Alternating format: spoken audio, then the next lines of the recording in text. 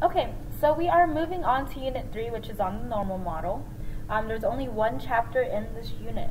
And so for us to start, we're going to take a look at 3 questions where we are comparing 2 sets of test scores.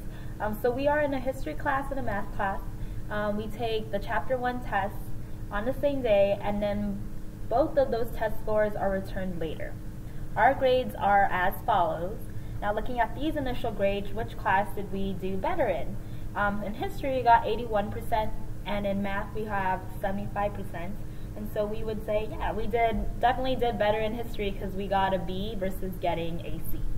Now, for the second question, we have the same scenario, so the history class and the math class, but this time the teacher tells us a little bit more about how the class did.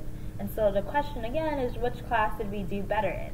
So the mean for history is 76%, and then the mean for math happens to be 70%.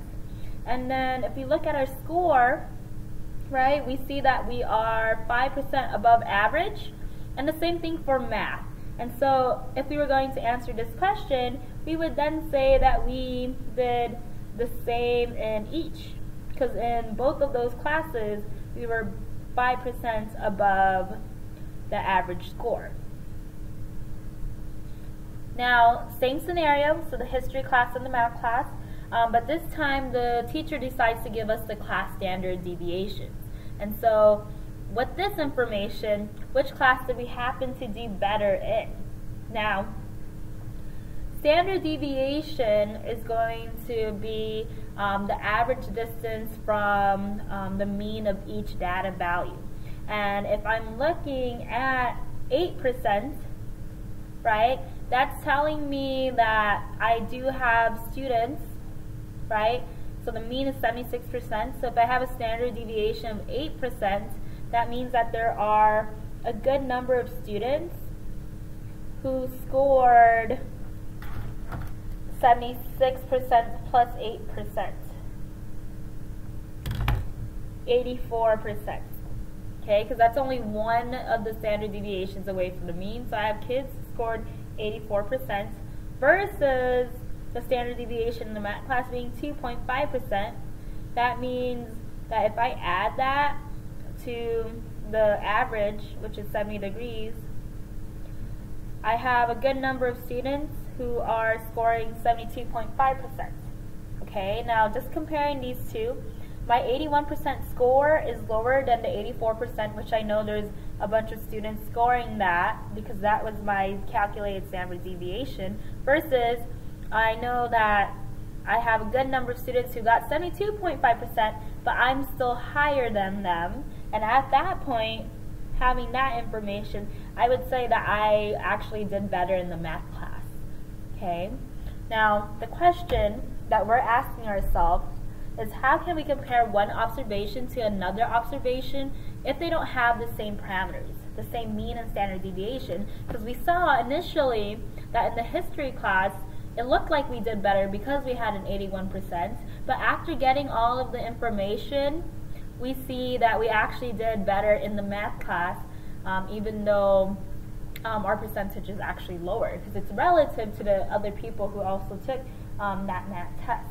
Now, what we do to be able to compare 2 different sets of data like this is we standardize, okay? And so when we're standardizing, we're essentially finding what we call a z-score, right? And so our z-score can be calculated by taking a data value and subtracting out the sample mean, and then dividing by the sample standard deviation. And so let's just label a few of the variables that we wrote down. So we have this, again, is our sample mean. And then we have this as our sample standard deviation. Okay, now you can calculate the z-score if you happen to know the population mean. So I'm going to write the same formula. Right, so my z-score is going to equal my data value minus mu over sigma. Okay, where the mu stands for the population mean, and the sigma is for the population standard deviation.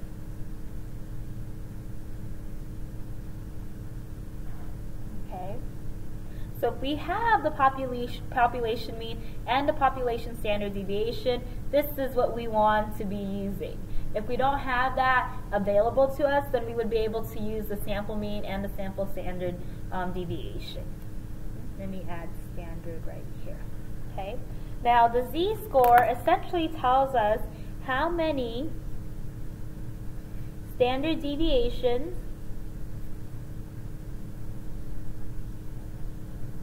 an observation is above or below the mean. Okay. Basically what this does is it cancels out all units